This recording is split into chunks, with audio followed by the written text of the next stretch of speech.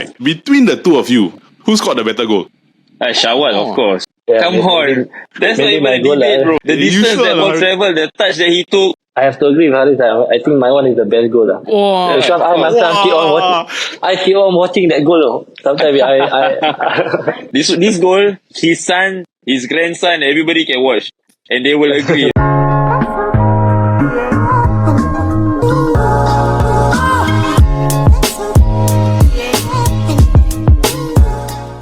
Hello everybody and welcome to another episode of the Football Kaki, brought to you by the Chit Chatter Podcast Network. I am your host Elder and I am joined by my fellow Kaki bro, Jin Yong. Here, bro, welcome back to the episode. Welcome back to the podcast. If you're watching the video right now, you probably would see that, how come Football Kaki is releasing an episode on Saturday? This is a very special, one-of-a-kind opportunity that we could not pass up. It is an interview with two Singaporean footballers, our national captain, Hariss Harun, and goal scoring magnet Shawal Anuar. Jin Yong, I think you will agree, right? The interview was a lot of fun.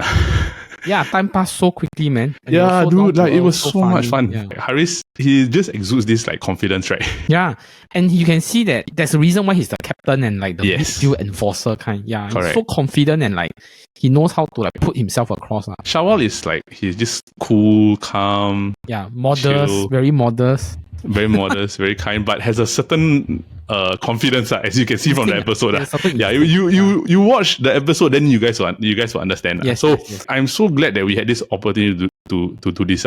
We just want to give a shout out and a thanks to the people that are helping us bring this episode together, which is Adidas, because this episode is brought to you by the newly launched SS25 Adidas Predators. Are you ready to elevate your game? The wait is over. Introducing the new SS25 Predators, the latest chapter in the iconic boot series that has been shaping football for over 30 years. First launched in 1994, the Predator revolutionized the way the game was played. Its precision, ball control, and enhanced shooting capabilities quickly made it a favorite of professional footballers worldwide. Over the years, Adidas has continually evolved the Predator to provide the ultimate performance on the pitch, from the perfect pass to that game-winning shot. Today, the Predator is a symbol of accuracy and power, worn by legends like David Beckham, Zinedine Zidane, and my own favorite player, Steven Gerrard. And right here in Singapore, by our very own captain Hariss Harun and Shawal Anuar. Can't wait to get your hands on the beast of a football boot. Come down to Western Corporation at 313 at Somerset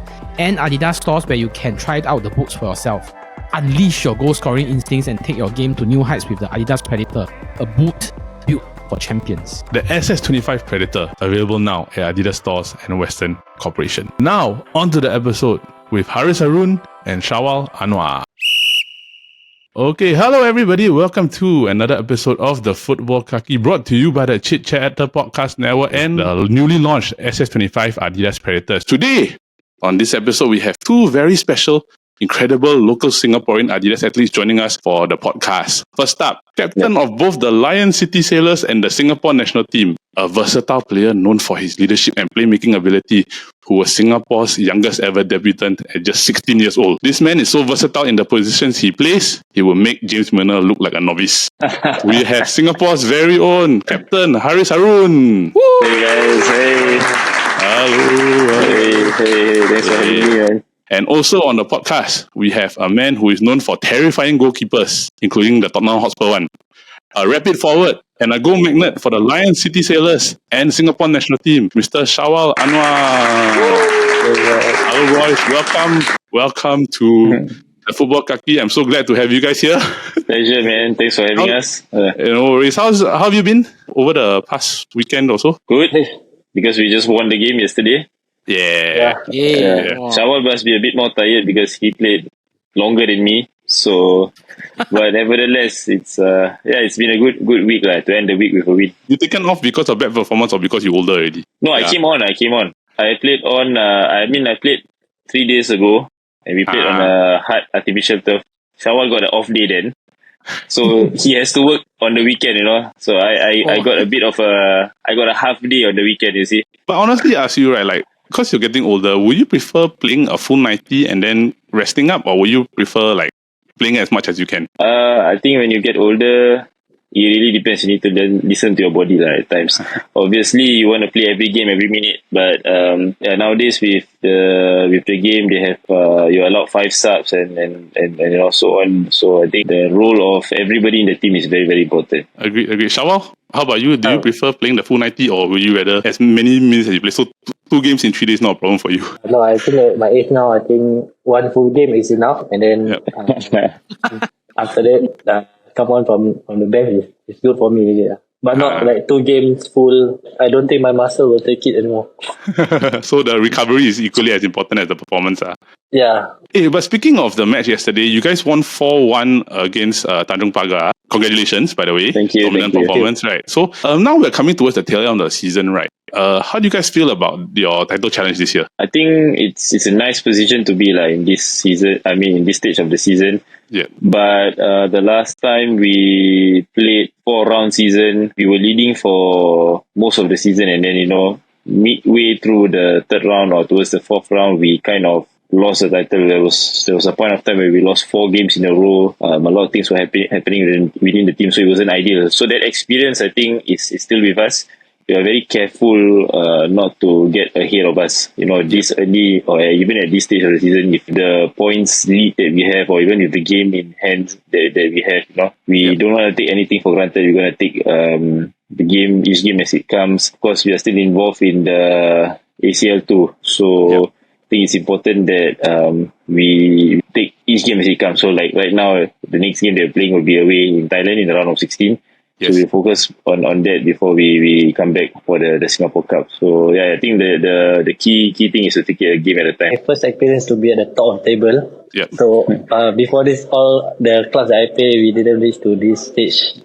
So I think for me is to keep the momentum going. Don't put so much hope because the other opponents, they are catching up points against us also. Again, we just have to keep our focus and keep going till the end of the season. I hope you guys actually lift the title. But just to bring it back, you guys currently have a game in hand with a 6-point lead, right? As you mentioned, you rather take it 1 game at a time. But even with a game in hand and a 6-point lead, it's still quite a decent advantage or a good position to have at the moment, wouldn't you say? Yes, it is. But if you put that in your head too much for too long, things can change quickly. Even that 1 game in hand, if you don't win and your closest rivals win, that cuts the 6 points to 3 points, and then you start to feel nervous. Everybody starts to panic. Like I said, we've been in this position before. I personally have been in this position or on the right side and the wrong side of this position before, so I know what it feels like to be at this stage. So I think it's really important that each and every one of us, we don't get too ahead of ourselves. I think yesterday's win was a testament to that. I think I was really happy and proud of the boys. We didn't really take our foot off the pedal. Even after the game in the dressing room, we were slightly disappointed in conceding that 1 goal. Thinking so much that we are at the top now, that the rivals also cannot overtake us. I think maybe can, but again, for me, the team just have to put on the concentration in every game. Like Hariss said, 1 game at a time. So don't be too confident that we're gonna win the title already. Cool. Okay. Sorry, that shirt, that menu shirt at the back, disturbing my. I cannot take it down. My focus. It has to be prominently in the middle. Because no matter how much of a disaster it is, in the moment. Fine. It's okay. I'll just look at Jin Yong. We wish both of you the best for the remainder of the season, and I do agree that in football it's always best to take it 1 game at a time. Now we move on to the main segment of this week's episode. In collaboration with the newly released Adidas SS25 Predators, we have the opportunity to interview both Hariss and Shawal here to learn about their incredible stories and how they became professional footballers. As Singaporeans, right, many of us often dream of having a career in football, especially with the EPL so prevalent in Singapore and football culture being so prominent here in the country. For many local football fans, I would say that there's a genuine curiosity about how both of you got your start in professional football, especially since both of you started at relatively different ages. So to begin, right, I would like to ask Hariss first. Perhaps what you could do is, could you share your journey with football from childhood and how you actually got your first professional contract? I think like most boys at that age, when I was about 5, 6, 7 years old, I just started to play at the void decks with my friends, and then naturally when I went to primary school, started to play during our recess time and, after school, every pocket of time that you find, you just find a ball or roll pieces of paper together, make it into a ball, and kick it around. That's how the fire started, or like you say, or ignited. Over the years, there were different pathways. Some joined the COE of the various clubs, and then there were the center of excellence whereby during my time it was like that. It was categorized into the north, south, east, west zones. Yeah, so I played for the south zone, and I was also part of the Home United Youth Academy before I joined the National Football Academy, what was known as the NFA. Yeah, so I was there for 3 years in the NFA, and then I got my big break when Radi, our then national team coach, spotted me and brought me in to the under 23 Asian Games, 16-year-old. Yeah. And then, of course, a year later, or slightly less than a year later, I was called up to the first senior national team when it was my first year in the S League. Yeah, that was when I first got my first professional contract with the Young Lions. How was the feeling like when you first got it? It was surreal, especially that year when I signed for the Young Lions. I was 16 going 17. I haven't turned 17 yet. So it happened so fast because I was still in secondary school. I was in Sec 5. I was a normal academic student, so I had to do an extra year in secondary school. I went to Sec 5. And then that year, a lot of things happened quickly because academically, it was an important year. It was my O-levels year. I had the chance to go to Barcelona also on the training stint. And then obviously the first cap came up, for the national team. Of course, I have to sacrifice something, I had to miss my prelims, my O-level prelims. It was something huge, actually. So there was a lot of sacrifices in between, but nevertheless, I think it was a wonderful year. For a 16-year-old, it can be a bit difficult to process, but I'm just happy that I have good people around me, and my family and my friends and my teachers also from school lead me along the way. Does that mean that the fact that you always focused on football, was this the dream that you always had? Like, you always wanted to be a professional? Yeah, I think for me, when I went into secondary school, you more or less knew the level that you were at amongst your friends, your peers. For me, it was just to play football, not to think too much. At that age, you don't think so much about life. Yes. And then during our time, I think Shawal also can say, when we were growing up, we didn't have the gadgets and the phones of today, to actually be on it. We were out there playing. I was at the street soccer courts, I'm sure Shawal was playing street soccer or sepak takraw or something somewhere, yeah. So we were just so focused on playing football. That was our love. That was our passion. Obviously, my dad was a big influence on me. He always motivated me, encouraged me, not in a way like pushing me too much, but he knew what to say at the right times. Things like, if you want to be somebody, or if you want to be something special, you need to do something extra, this kind of thing. So I just enjoyed the game with those kind of things in my mind, and just gave my best. And of course, he took me onto the path that I'm on right now. Even sometimes in secondary school, right? I think you've done this. Like, you'll take a piece of paper, then you'll fold it, then you'll try to just kick it in the rubbish bin inside the classroom. Yeah, we try to target see who gets it in first. So you can use the whiteboard as the goalpost, then you see whether can shoot or not. I'm sure we have all done that, right? Yeah, confirm, bro. All of us have done that. But it's true, because relating back to your father, it's always important to have good encouragement and people that are surrounding you to encourage you. I'm glad that you became the Hariss Harun that all of us know. So to piggyback a bit on that, right, I think I want to ask Shawal now, because when I did my research, Shawal's journey is actually very different from Hariss' journey, in a sense that he didn't have an opportunity to play football full-time until much later in life. So Shawal, is that true? Yes, correct. I started my football, I think professionally, is at 23. Before this, football wasn't my first choice. So I was a sepak takraw player last time. Yeah, in primary school back then. So when I joined my secondary school, which is in Cambridge, there's no sepak takraw. So then I start to change my sports. So my friend told me, why don't you join soccer? Then I say, okay, let me explore all the CCAs in school. So I joined badminton and hockey, but then I don't think that this sport suits me. So I joined football. When I came for the first trial, I wanted to be a goalkeeper but then my coach said, you were too small to be a goalkeeper. Yeah, so then my coach put me as a striker. I don't know about football so much. I mean that the positioning where you got there's offside, and also the timing of the run. So my coach put me as a striker. So I didn't have a chance to play so much for my school team. Training, the coach taught me, this is the offside line, you cannot be behind the defender and all. So I start learning football from there. Yeah, then I play outside street soccer court. Which part of your life did you decide that, I want to be a professional footballer? When I was in Sec 3, I was scouted by coach from Gombak United, under 16 I think. Last time, previously he was at Tanjung Pagar for a while. Hariss Jufri, he scouted me to join Gombak under 16. So that was my first club training. So I joined the club for about 3 months and I quit. Yeah, because I told the coach that I don't like to train. I just want to play football. So because when he called me for the trial, so I told him that what I'm supposed to do, you just bring your boots, I will give you all the kits. So then I said okay, so I come every day for the training, and he just asked me to run, and then without touching the ball. So I was wondering, so what training is this? I didn't get to play the ball, so I give up. So I told the coach I want to quit. Yeah, so I quit, and then I joined NFL. Because NFL there's no training, just playing football. So I enjoy my time there. Wow, I think you put this out to any anybody who say this, now confirm the coach fire you on the spot, no need you quit. Yeah, that's why. To be honest, when I got my first professional contract in Geylang, so the senior players told me that training is very important, even gym, all these are important. So that point of time I still young, so I don't really look into it. So as I grow older, I really I feel that this is really important. Why didn't I do this when I was younger? Yeah. So from at this age now, I would remind all the younger players, all these are important, your training and also gym. I think my research, right, I think if I'm not wrong, you used to do a bit of odd jobs to support your professional playing contract.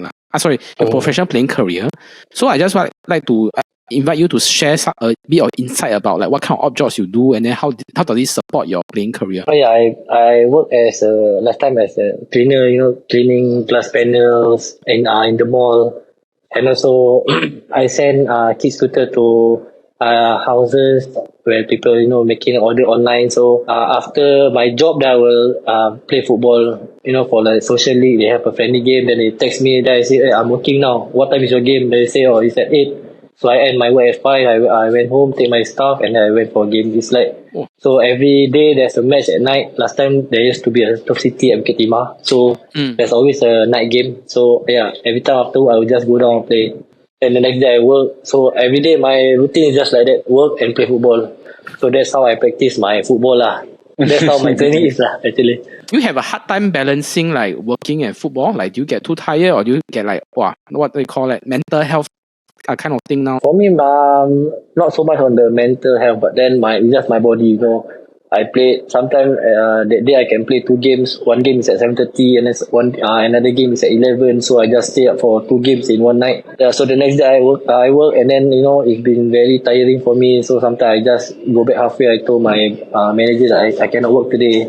I said I'm falling sick and all. But then at night I still go play soccer again. It's just for the football. Then I managed to escape work and then just play football. But then for me, I feel happy for myself because I get to play football than other to work. But then as my some of my friends told me, why don't you try professional career? Given that you have very limited time working and playing football, right? Do you have a specific skill that you focus on, or you just play as much as you can, then just slowly improve from there? I just play as much as I can, and also most of the games that I played with some veteran players, some of them are ex-Singapore players, SS2 players, so they also do guide me, during the pitch, hey, you shouldn't do this, you should look. They really taught me in the game. Some games but some games are really just fun games, where you can run anywhere. I can play left back, I can play goalkeeper, but most of my games are all with the senior players, so they really taught me,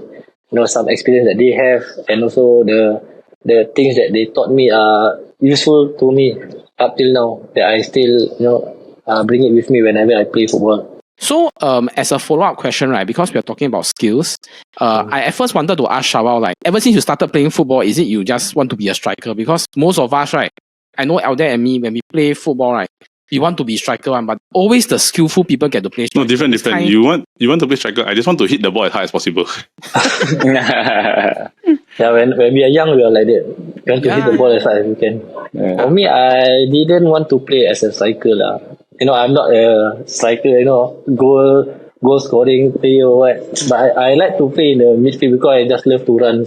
So down the flanks. So when I started, I was in a winger. So I don't know from which. I don't remember from which club that they started to put me in striker. So and then every time I have a chance to score goals. So that's where I think my position already changed as a striker now, as a forward. I love to assist than I love to score. So your journey is a bit like Henry like that lah, except the goalkeeper part lah. yeah, a bit the same lah. Which player do you dream of playing like, or who's your idol player? Robin Van Persie and also Gareth Bale lah. So these both, if you notice, these both are left-legged. So I really love to watch players with left-legged. Yeah. One is very fast, one is very skillful. Yes. I call it like the rocket left foot. Yes. It's like if you want to hit the ball hard, just watch Robin Van Persie how he shoot the ball. True. His timing header also at the World Cup. Yeah. Hey, bro. That I never get to do that. Maybe I get to do that before I retire. That goal. It's coming, bro. It's coming. Believe. I mean, the game like Singapore, Hariss to Shawal, then you just dive. See whether you go think. But just make sure you don't smash your face on the floor. I just wanted to ask Hariss, right? Like, because compared to Shawal, you're playing like as a midfielder predominantly, where you essentially you have to quarterback and lead the team from that particular position in the center of the field. Yeah. But were you always dreaming about playing as a midfielder? Was that the position that you always wanted to play? No, to be honest, like you guys were talking earlier, I started out as a striker. Yeah. It's quite funny, right, to imagine me as a striker right now. Yeah, but yeah, I started as a striker to score goals, have to run in behind, But obviously, over the years, I think I had different qualities that the coaches thought that would help the team in other areas. So to secondary school, when I was about Sec 1, then playing for my school team, my coach put me as a central midfield player. So I think I had more influence in the team, more influence on the game from that position, and I love playing that position from since then. I think it allowed me to be in the thick of the action. And I started to realize that I like this. I like to be physical. I like to take the ball and carry the ball forward. I like to try to get in the box and try to score some goals. So naturally, I had that fitness to do it, from young age. So I think my coaches saw that, and then when I went to the NFA team, also I played a lot of the games in midfield. Also some games at centre back because I was able to command and lead from the back. You see. So I think the qualities that my coaches saw made that transition into these other positions happen for me. Was it a major adjustment for you to like adapt from playing a striker to midfield? At that age, you don't really think too much. I think it's more about trying to understand the game, trying to be more aware of what's happening around you. I think it just felt a bit more natural for me when I went to play midfield. So I loved it. It was the most important thing, and I think sorry, I think Hariss loved that position because he like to tussle with players. So, he really like to tear players jersey and also beep training. You see, like Shawal said, it's not just when I'm older, since I was young, old habits, you can't change it. Same, just like what Tin Yong asked Shawal, I wanted to ask you, Hariss, right? Was there a player that you really tried to model your game after, or like you wanted to play like? Yes, like my role model or the player that I looked up to most was Steven Gerrard, growing up. Oh. Okay, so if you remember during that era in the Premier League, yes, it was Steven Gerrard, Roy Keane, Patrick Vieira. These kind of players, you can imagine the influence they had on me, the impact they had on my style of playing, And they were all captains, scored goals, but they were not goal scorers, They were the leaders of their team. They were the driving force of their team. Yes. And if you see their style of play, when I see them go for a tackle, or when I see them run with the ball or make a good pass, I feel excited. Sometimes in football, sometimes when you score the goal, like for Shawal, when he assists, he feels good. But for me, these are the part of the game that kind of appeal to me. Yeah. The enforcer, or like I'm letting the opponent know that I'm there, right? That type of feeling. Yeah, the presence in the team, the presence in the game, Yeah, I think that kind of appealed to me. And to be honest, I loved it from when my coaches put me in that position. Yeah. Because even if Hariss, the finishing also you saw against the Chiang, outside the box, he put the goal. Same like Steven Gerrard goal. Yeah. Yeah, that was. We actually, I'm going to ask you about that later. That particular one goal, both of you. That was because of the Predators, lah. I was wearing a Predator, so. Shout out to the Adidas SF25 Predators. Steven Gerrard has brought me a lot of bad memories, as is Patrick Vieira. Because those three players have very prominent international careers. So Vieira with France, Keane with Ireland, and Steven Gerrard with England, right? Both of you are actually teammates, not just at the Lion City Sailors, but for the Singapore national team also. I wanted to ask, both of you, either of you can start first. Do you recall the first time you were called up to the national team, and what was the feeling like to earn your first cap? Well, definitely, I was very happy. I think that was only my second year in S-League. So I got the call up. Yeah, I got the call up. The club told me that you have been selected for the national team. So I was very happy, and at the same time I was a bit nervous. So I wanted to show my club I wanted to get it. So yeah, because I knew who in the national team squad that point of time. So I was a bit nervous during that time. There's Keru Amri, there's Baiki Kazanwal, and even Hariss. Back then when my first call out, Hariss was so fierce, he didn't even smile at players. How he lead the team is different. So yeah, I was a bit nervous. So I wanted to reject it, but then my coach told me, no, just give a try. Not every player get this chance to represent Singapore. Then I told myself that, this is what I told myself, that one day I want to represent Singapore. So when I get my call up, I was very happy, and then I went for it. So my first game was against Hong Kong, 2016. Yeah, I get to play 15 minutes. So yeah, that's my first cap, and I was proud of myself. I get to play in Singapore. I cannot imagine, right? That call must have feel like, wow, the feeling very shock. Like that. I can let my coach Ugura call you. I just kidding you. No, but that one is hypothetical situation. That one different story. Hariss, you touched on it earlier about beginning to call up to the national team, right? So, how was the feeling like when you got your first call? Time I was told was at Young Lions training. So yeah, like I mentioned before, my first professional year was the first year that I was called up for the national team as well. So I was in Sec 5. Most trainings I was going in my school uniform. So when I got my first call up, I was in my school uniform. So if I can remember clearly, it was the team manager of the Young Lions, which was also the team manager of the national team back then, Eugene Lu, who told me that I was called up for the friendly games in particular FIFA window. Yep. So to be honest, I couldn't believe it because I was a young boy who was still trying to find my place in my first year in the S League. Then I was playing most of the games in the first 11 of the Young Lions, But then I knew the national team. Then we were one of the best teams or if not the best team in the region, Yes. And then we had a lot of big name players. So I thought, okay, it might be a couple more years before I get called up, because I have to prove myself. After all, I'm only 17 years old. So when the call up came, I think it was really unbelievable. And on that match day, I remember I made my debut against North Korea at the old Kallang Stadium. It was just, even now talking about it, I got goosebumps, So I was, because I used to watch as a young boy at the old Kallang Stadium, going up and down the many big games where the crowd was full. Yes. But to walk underneath the stands to the dressing room was an amazing feeling, and then when I saw my red jersey and then to take my place on the bench in that first game and then to be called up to warm up and go onto the pitch, I was like, wow, this is a dream come true for me. And then I told myself, look, it's a friendly game. We are winning the game, but just go in there and do something, just shoot, make a tackle, something. So I think I went in, I intercepted a ball, and then I took a shot, but the shot went up 30 meters high, Like, I think it was a rugby goal. And so, but nevertheless, I was still so happy. I just wanted to show my family, my friends, and all the people there that, hey, look, I'm here. I'm here to stake my claim for a sport, and I'm here to stay. Yeah. Like the 30-meter high means that if the old national stadium, you clear the stand, right? I will clear the first tier. The first tier, the stand. Once I took the shot, I saw the ball rising. I turned and run already.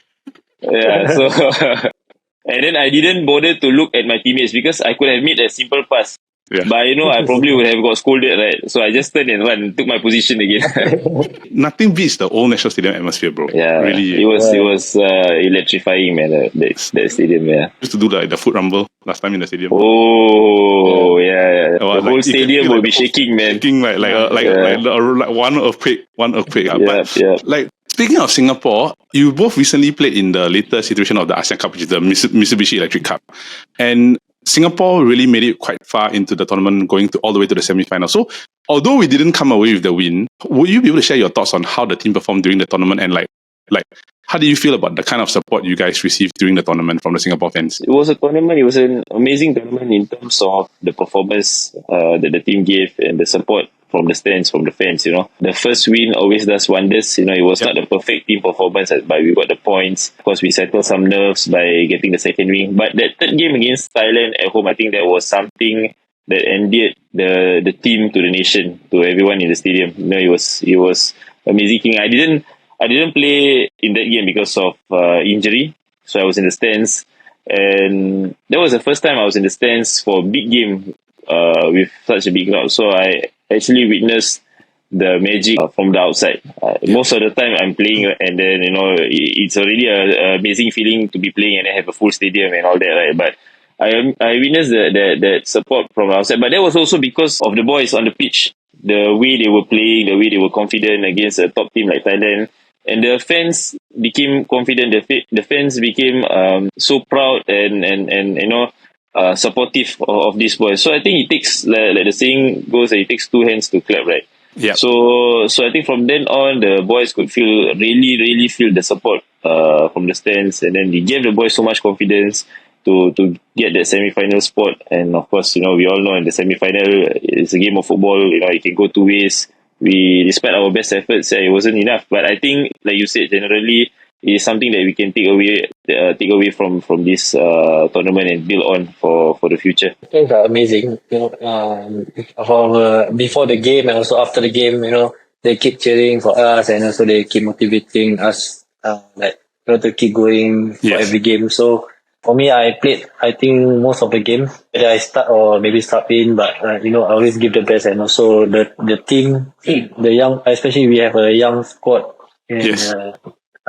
Mix. There's older and also young generation. So I think the young boys are also, they show hunger that they really want to play for this tournament. So that's good for them to step up. Been a while since I've seen like the influx of like the whole country just going behind you guys again. So like since then, right, do you feel like there was a rising uptick in local support for the Singapore games? Yeah, I think it's really bodes well for football, right? What's the most important? Obviously, people want to see quality football, good football, attractive football, attacking football. I mean, if you're playing for the national team, you got to be of a certain standard individually, and of course, people expect a certain level from the team. You see, Yes, and rightly so. I think the fans, they are paying fans, when they come, they want to watch good football, they want to watch goals. Ultimately, the fighting spirit, the effort that the team put in all throughout the tournament that actually made the fans proud.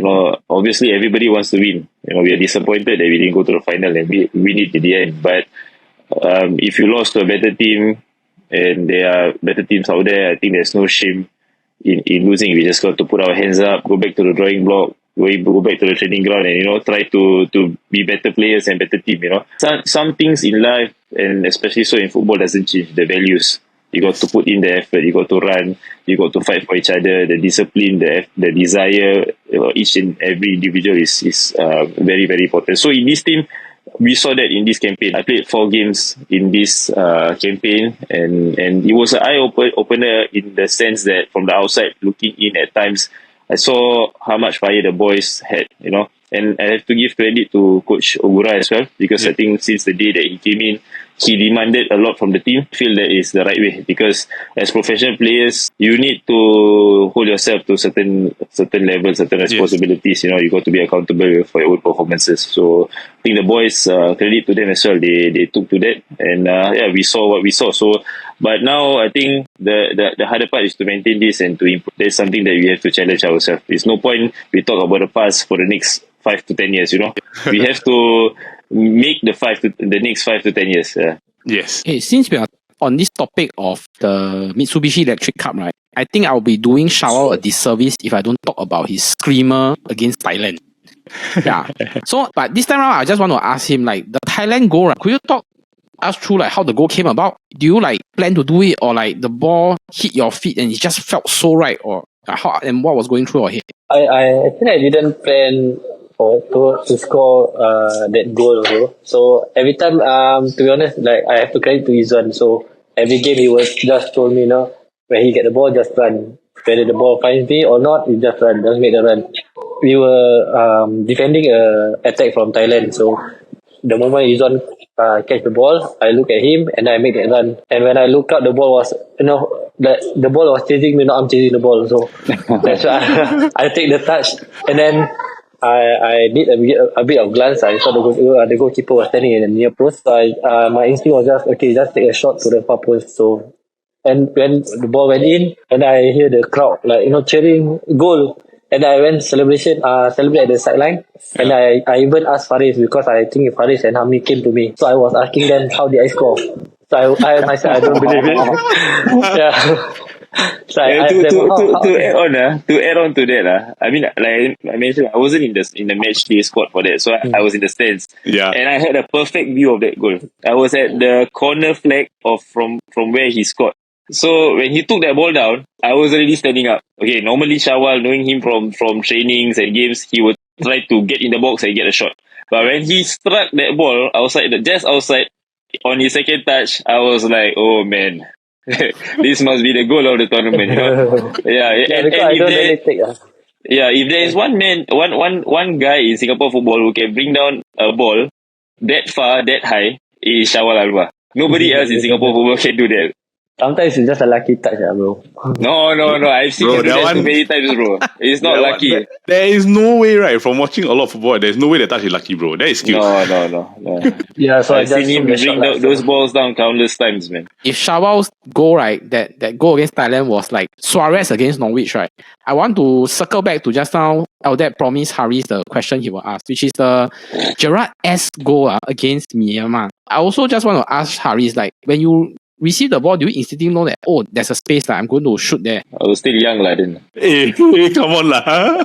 To be honest, I didn't, before that, I didn't score too many long range shots. So a lot of my coaches and my teammates would say, hey, just shoot, just try, just keep it on target and all that. So always a bit aware of myself, when the ball is on the flank or near the byline, to be around the box in case the ball comes to me, just take a touch and keep it on target.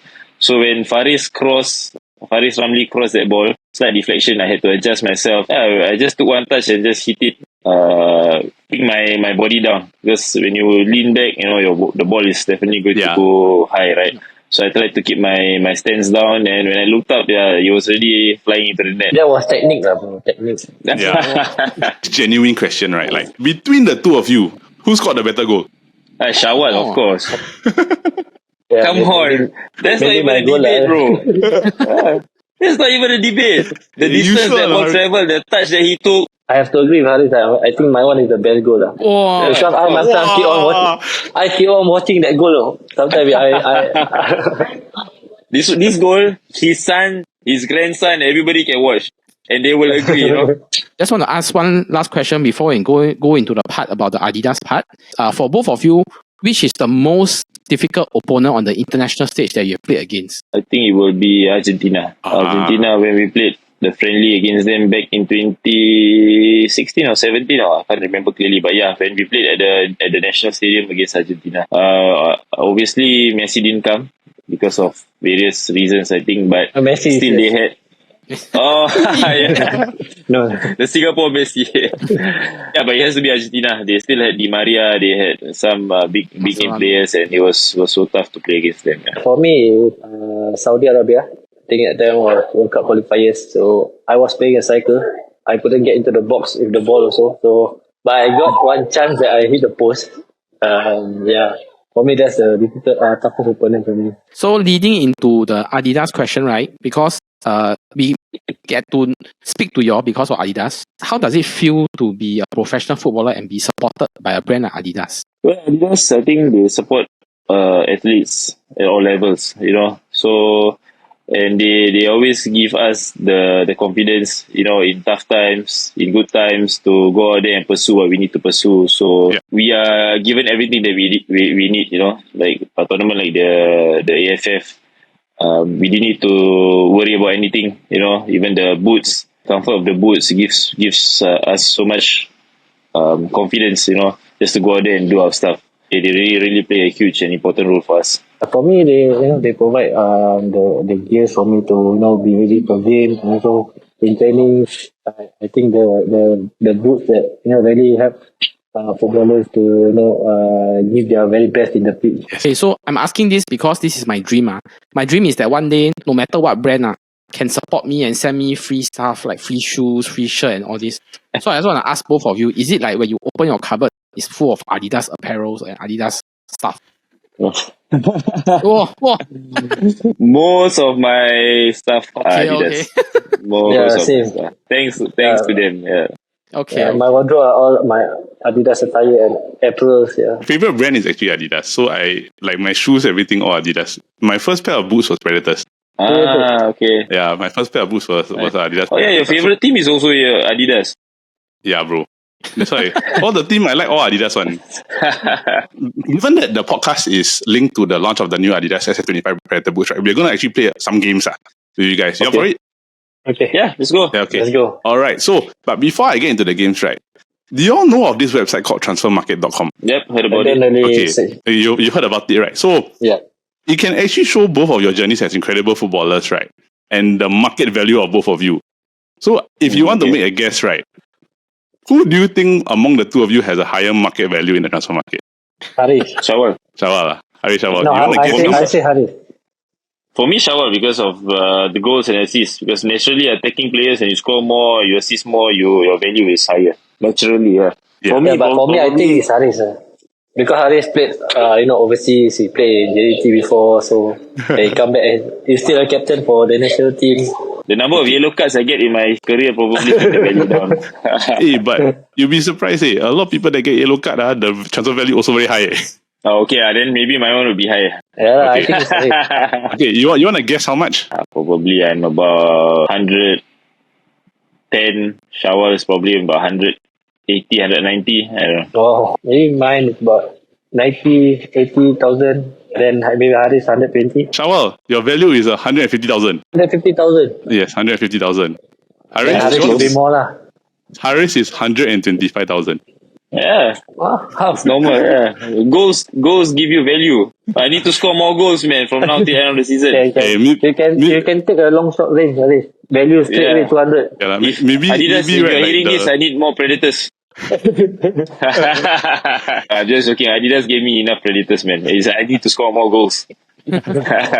So I won't want to keep you guys too long. So what we're going to do is we're going to play some games. We have two games for you. I'm going to hand it over to Tin Yong, who's going to be your game master. So bro, take it away. Yes. Okay, so the first game we are playing is the blind ranking Adidas footballers. So Shawal and Hariss, do you all know what is blind ranking? Yeah, I think five rankings, right? Correct. Yeah. And then you will say a name, and then we have to rank them. Correct. Something like that. Yeah. Shawal and Hariss, you all both have to work together to rank these 5 footballers. They are Adidas footballers. Okay? Okay. So, Okay. blind ranking Adidas footballers. The first footballer, Jude Bellingham. 4. I think it's top. Are you sure? Yeah. You must remember, got like Messi, got like who else? Adidas footballers, no. Yeah, I think Jude Bellingham is top. Because I went to the outlet, I saw the jersey all. So number 1? Yeah, I think number 1 bro. Okay, let's go with number 1. Athlete number 2, David Beckham. I think David Beckham first bro. Okay. Cannot take back, bro. Number one. Okay. Cannot change. Beckham 3. 3. Okay. Athlete number 3, Pedri from Barcelona. Ooh, Pedri is good, man. 2 ah. 2. Okay. Athlete number 4, Trent Alexander-Arnold. I think just 5. 4 lah. 4 or 5.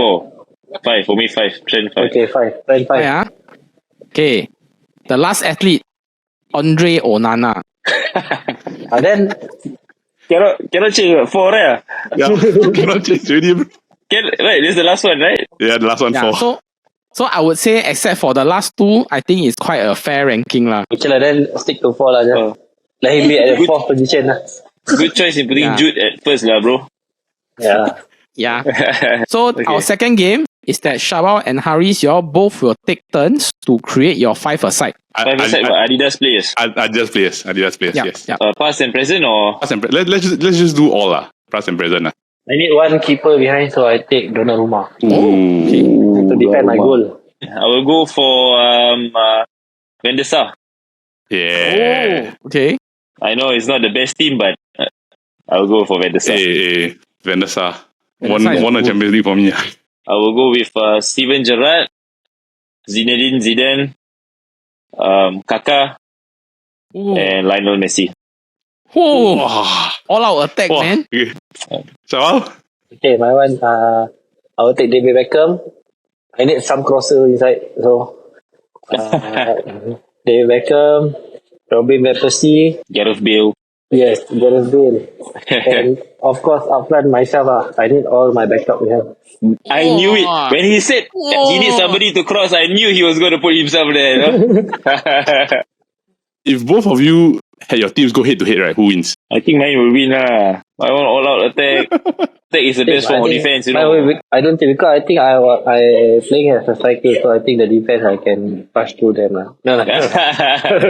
But definitely will be a high scoring because both our team no defenders. That was a fun episode. Thank you for doing this interview with us, and we hope that you guys had fun as well. We wish you all the best for the season, and we can officially say that now, because we've checked with the two of you, we are officially now Lion City Sailor fans, and we hope that you guys are champions by the time May comes around. To end off, right, we just want to say that this podcast is once again brought to you by the Adidas Predator boots, the SS25s, now available at Adidas and Western Corporation, your one-stop destination for all your football memorabilia needs. So thank you, everybody. Hope you enjoyed the Thank interview. you. Thank you. See you. Thank you. Bye-bye. See you.